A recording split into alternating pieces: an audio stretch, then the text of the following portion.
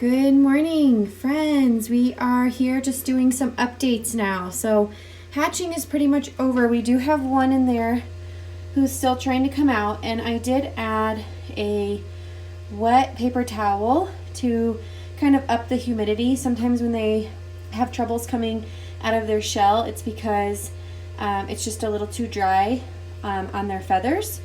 So I did add a paper towel, hoping that will help this little guy get out.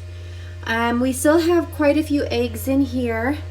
So as soon as he's done hatching, which I can see him working hard, we will come back in and we'll candle the rest of the eggs and just see. I don't see any of them pipping, so that's kind of a sign that they might just not be fertile eggs. And remember, I did leave the question mark eggs in the incubator just in case. So I'm going to go back through and look at our inventory of eggs and see if any of them might hatch, and we'll keep them in there. So our humidity is 63%. Our incubator 99.8. So right where we need to be for these eggs to hatch if they are going to.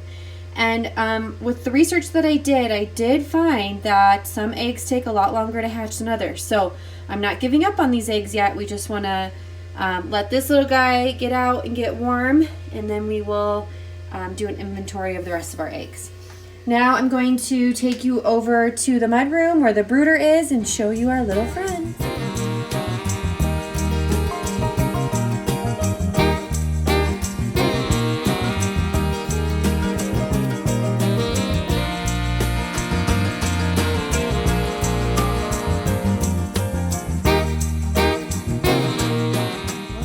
Here are our little friends. So we have about 13 chicks in here.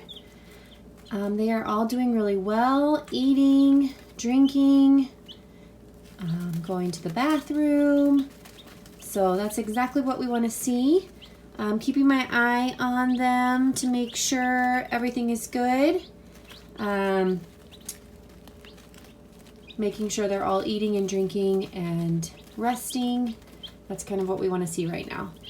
So, good sign that they're all up right now and eating. And I changed their water this morning. I added some more food. So what I'm doing right now is I'm adding food to the ground or the paper towel area where they're eating right now. And I also have food in the feeder.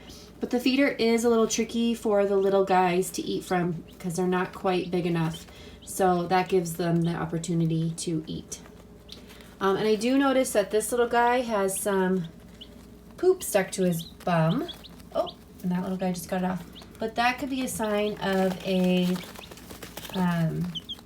it's called pasty bum, and we want to make sure that he doesn't have that. So I will get a warm cloth and just make sure that all that is coming off of him. So I'll give him a little quick wipe down, no biggie. All right, well, there they are, and they're doing great, and I will keep you posted on our chicks.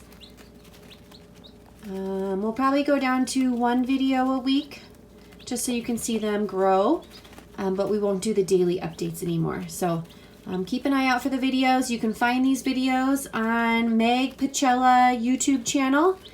So if you want to continue watching our chick progress over the summer, I will do weekly updates on the Meg Pachela YouTube channel. All right, thanks for joining us in our journey. Yeah, the bonnie boat was won as we sail into the misty. Feeding the chicks. The family gave Violet a small plate of chick feed in a shallow dish of water. They put small stones in the water dish. That way the baby chicks couldn't fall in. Violet showed her chicks how to drink. She showed them what to eat as well. She pecked at the little bits of chick feed. Baby chicks don't need to eat for the first 2 days after they hatch, but then they need to eat every day. How do you feed your chicks? The chicks should have chick feed available all the time. They will get hungry at different times. You can sprinkle some raw oats or cornmeal on their food. This helps them stay healthy. Chicks like eating fresh herbs. Try giving them a little fresh parsley, oregano, or sage. Put out dirt or chick grit. Chicks use dirt like humans use teeth. It helps them digest their food. Holding chicks. Chicks are like other kinds of babies. They are fragile and can get hurt. It is good to play with them if you are careful. They will get to know you. Here are the steps for holding your chicks.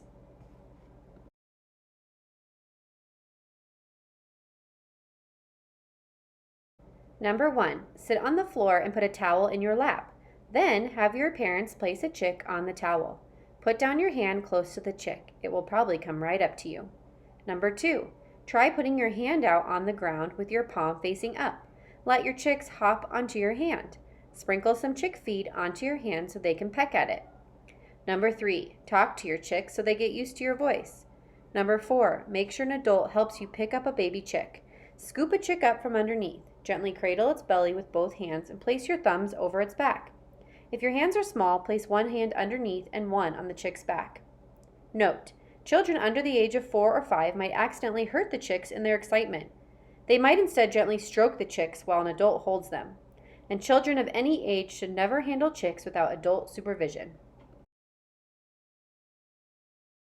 Here are some tips for playing with your chicks. You should only play with your chicks for a few minutes at a time.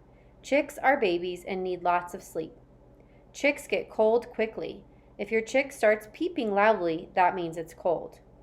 Only play with one chick at a time. Chicks move fast. You don't want them to run and hide where you can't find them. Wash your hands after playtime so you don't get sick. Do not put your fingers in your eyes or mouth when you're playing with the chicks. Don't kiss the chicks. Oh, I can now hear the sailors cry, smell the sea and feel the sky. Let your soul and spirit fly into the mystic.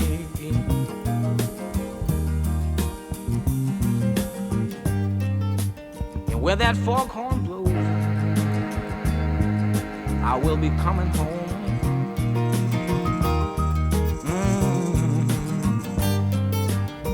Yeah, when the foghorn blows, I wanna hear it. I don't have to feel